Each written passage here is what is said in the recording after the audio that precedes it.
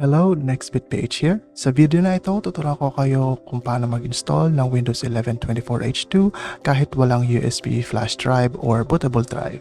Ang maganda dito, pwede ito sa mga bagong laptop or desktop at kahit sa mga medyong luma na ang computer na kahit hindi na ito sinusuportahan ng Microsoft. Kaya kung gusto mong i-update ang computer mo sa pinakabagong Windows, nang hindi na kailangan bumili ng flash drive, tamang-tama itong tutorial para sa'yo.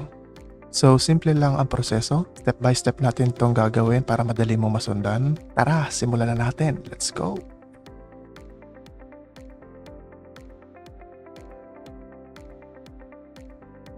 Una ay pumunta muna sa ating browser, tapos i-type natin ang download Windows 11 sa URL search bar sa taas. I-click ang download Windows 11 link. At kung makikita mo ay 2024 update ito, nakalagay version 24H2. Then scroll natin pababa hanggang sa mahanap natin ang download Windows 11 disk image. Click natin ang drop down at piliin ang Windows 11 Multi-Edition.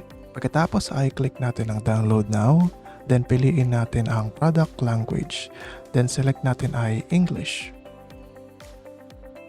Now, kailangan natin mag-ingat dahil kailangan natin piliin ang magkaparehong language na ang ating operating system.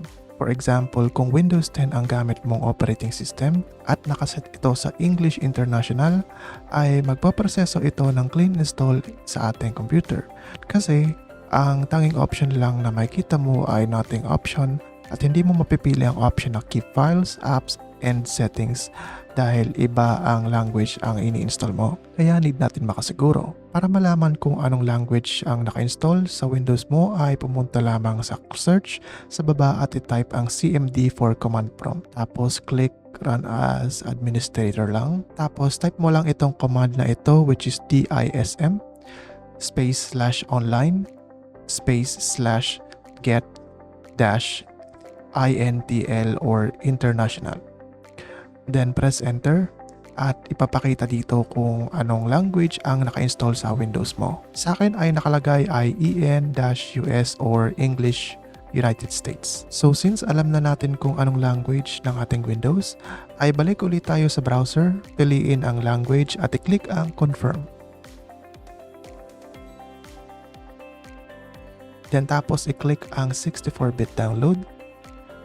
Then magda-download na ang ating Windows 11 ISO sa right corner.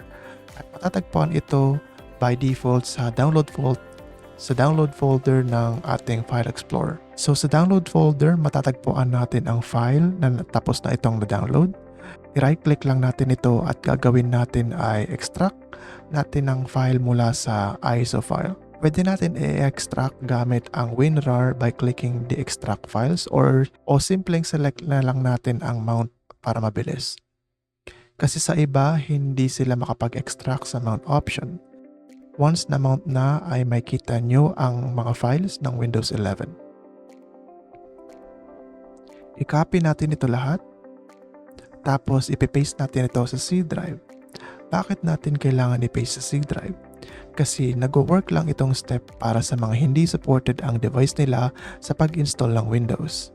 Nag-work lang siya kapag supported ang device. Pwede mo namang gamitin or direktang i-open ang ISO file tapos install mo ang Windows 11 doon. So ngayon, balik tayo sa C drive at create tayo ng folder. Then ipapangalan natin na W11. Tapos open mo ang W11 folder at i-paste mo ang file na kinopy natin. Hintayin lang natin matapos ang pag-copy. Then pag natapos ng i-copy lahat, ay i-open ulit natin ang CMD or command prompt run as admin. Then balik sa File Explorer at copy natin ang path folder natin which is yung C:\w11.